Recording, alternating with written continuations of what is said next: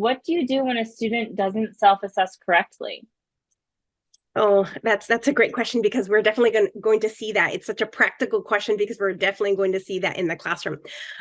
Well, first I would say if I'd like to know first if many students in the classroom are not self-assessing correctly or if one or two students. And it definitely makes a difference because if many students are not self-assessing correctly, then it means that we have to rethink maybe some of the modeling that went into that or the exemplars that we used.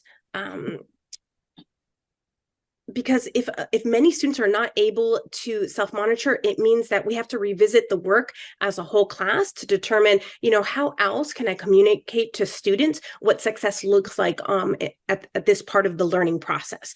But if we're only talking about maybe one student or a couple of students that are not self-assessing correctly, then there's a couple things that could be going on there.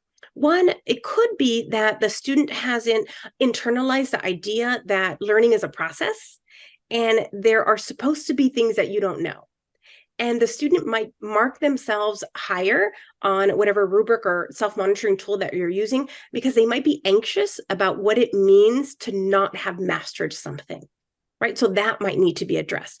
But assuming that isn't the issue, then I think what we find most common in classrooms is that the student doesn't understand that criteria for success.